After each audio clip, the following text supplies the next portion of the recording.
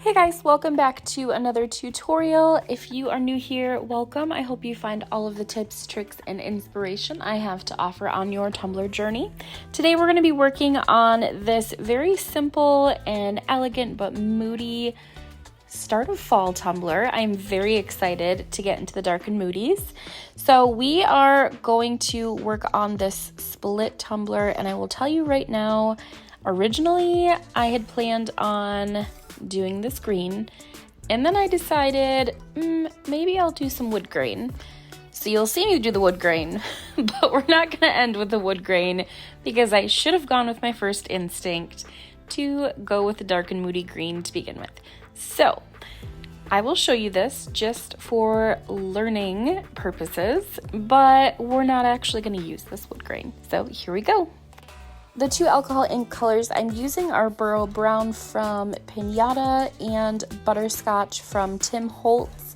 I'm just going to lay down some Burrow Brown first to get sort of a little bit of darkness, kind of a dark tint to the bottom of the cup here, so we can kind of work that into the lighter wood grain.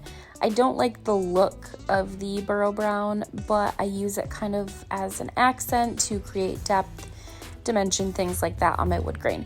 So we're going to start from the bottom so it will end up looking seamless, and I'm just going to take my brush and work it in one motion. So every other strip that I do, I'm going to alternate it, one brushing up towards the cup and one brushing down to the bottom of the cup, just to alternate a little bit.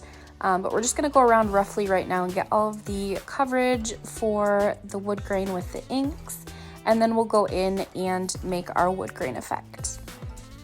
My favorite brush by far is the black brush. That is just a cheap elf brush. I believe it's a contour brush. I'm not really sure which one it is, but I got it years and years ago, and it is my favorite. It creates the best, in my opinion, wood grain effect. But here I'm just showing you the different kind of looks that each brush gives. So this one is the makeup brush from e.l.f. as well. And then the obviously chip brush. I feel like I don't have as good of control of the inks with the black brush or with the other brushes as I do with the black brush. So I tend to stick with that one.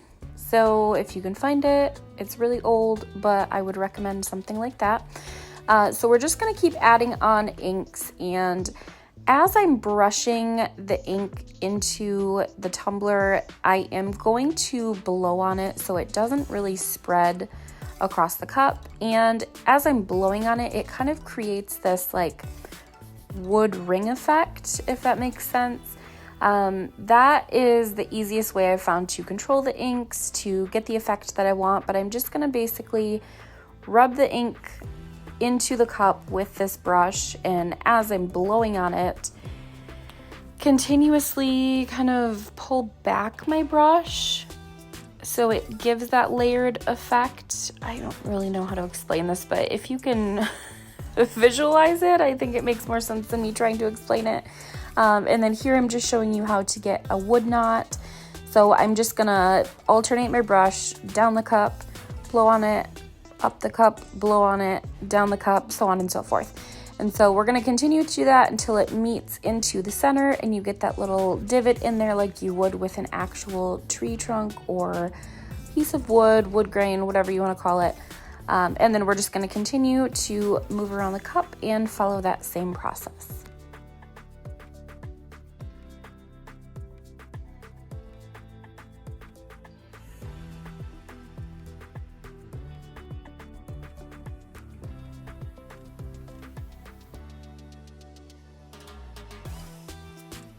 I do want to say that you want to be very cautious to not let your ink drip around the cup horizontally, because it does take the ink with it as it's dripping, as you can see in this clip here.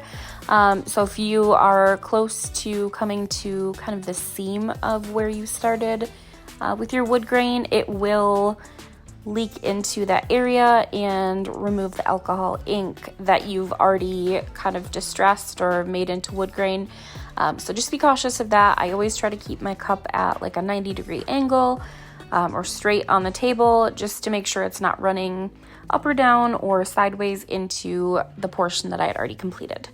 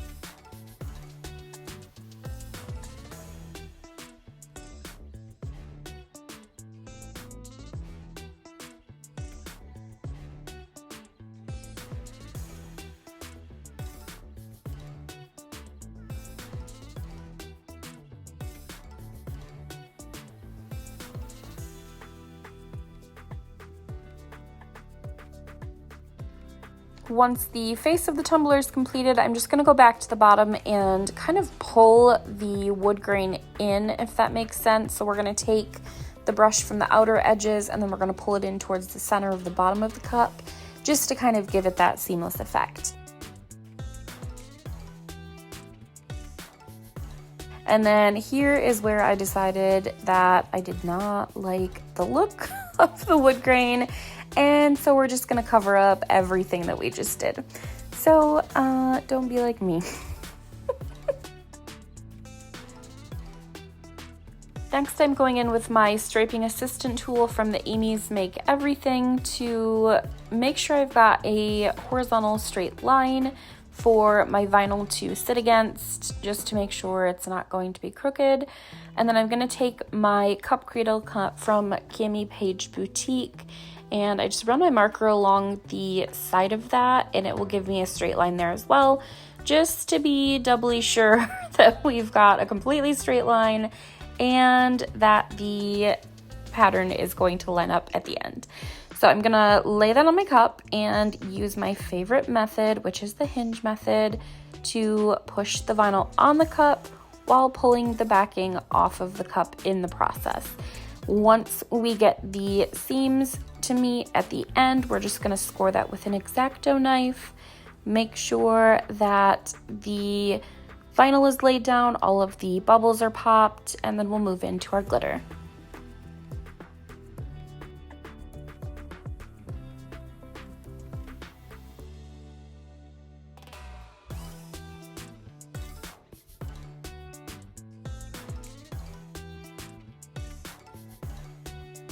Once my vinyl is the way I want it, I'm going to tape my painter's tape, and I'm going to line that up along the bottom of the vinyl as well as the top of the vinyl. I want to put a little bit of green glitter at the top to kind of give it that full glittered effect without having to do the full glitter on the tumbler. So we're gonna tape that off, and then I'm gonna take some acrylic black paint. I didn't feel like covering my entire tumbler in saran wrap or transfer tape or anything like that. So I'm just going to put some black acrylic paint on my glove, use the lazy girl method, and fill that in. In hindsight, I should have covered the wood grain in black as well.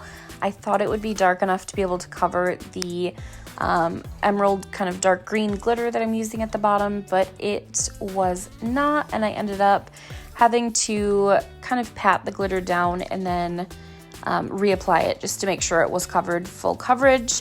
And then next we're going to pop off the bottom of the tumbler. I use, I want to say it's like an ice chipper. It's not. I don't know what the name of the tool is called. I stole it from my husband. But we're just going to take that and tap that into the seam of that base and pop it off, and use the epoxy method to apply Malfoy from Peachy Olive Glitters. As always, I have a discount with Peachy in the description box below. That is mitten 10 to save some money. And we're going to apply that using the epoxy method. Remove that painter's tape immediately, and then we'll go into the epoxy.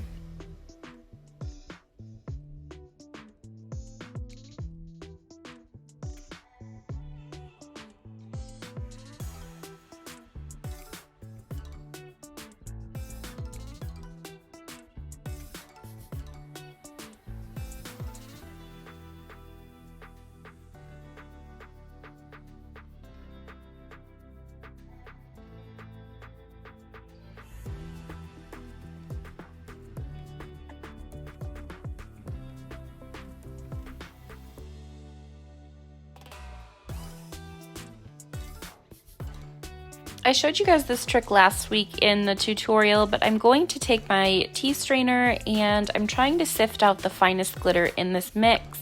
So this is Pibb from Peachy. This is no longer available. This was a limited edition.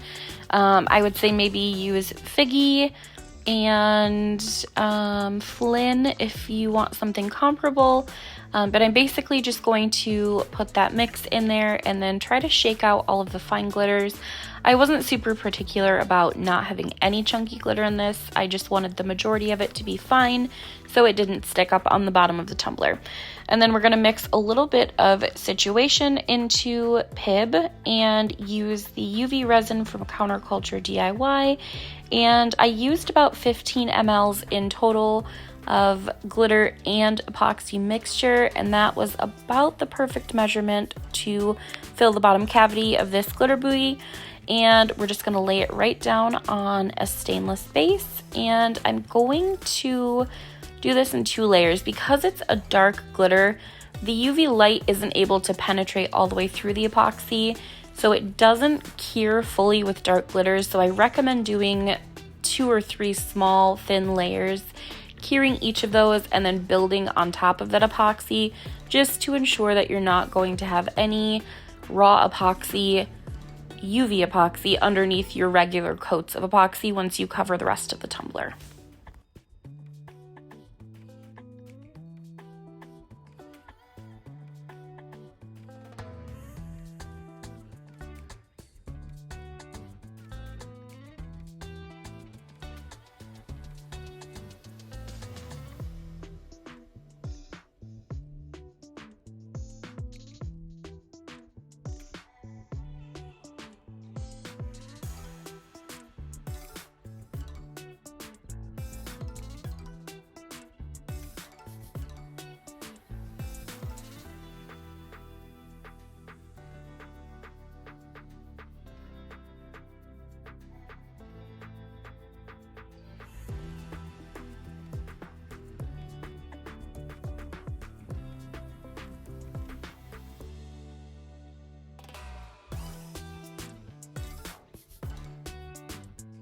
So after those coats are fully cured with that UV epoxy and I have spray sealed the glitter into place, I'm going to use the Krylon Triple Thick Spray to seal that.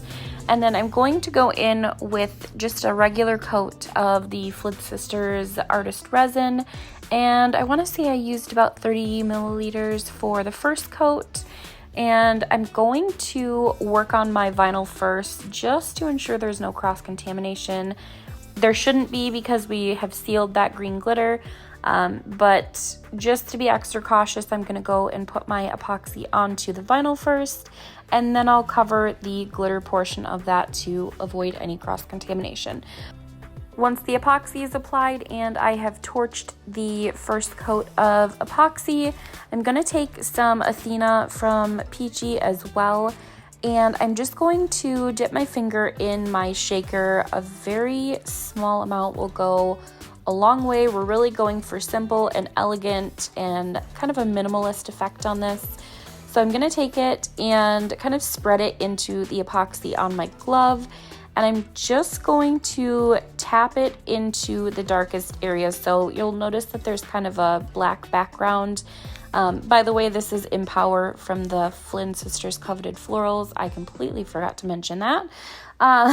So we're going to take Athena and just dab it into those kind of dead areas is what I want to call them, just to give it a little bit of sparkle. I really, really want to be light-handed on this. I don't want to take away from these beautiful flowers. I am so obsessed with this pattern. So we're just going to tap that in and let it spin overnight, and then we'll go in with our next steps.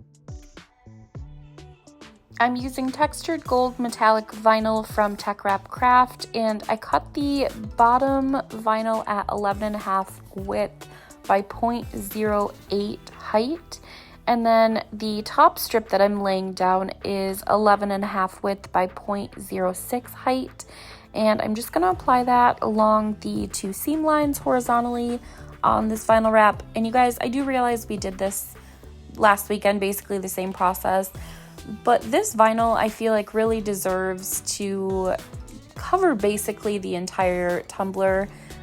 Like I said, I'm obsessed with how this vinyl looks, and so what better way to kind of showcase that vinyl and these florals other than just a plain old elegant split tumbler.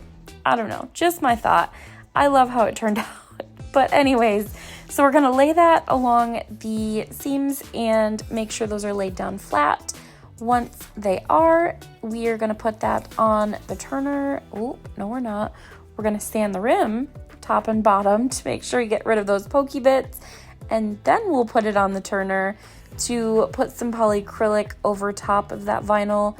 I do this anytime I have a lot of line work or thin vinyl, holographic vinyl, any type of metallic that I don't trust to stay flat underneath epoxy.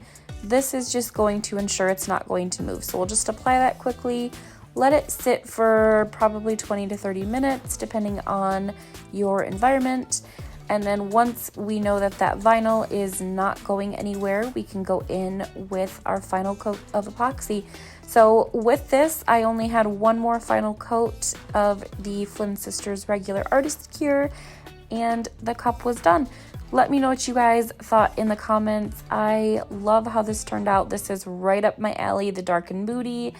The dark greens you probably are gonna see several times this fall. That dark green has got a hold of my soul, let me tell you. So let me know what you guys thought. Don't forget to like and subscribe if you're not already. Hit the bell button for notifications for future tutorials, and I will see you guys next weekend.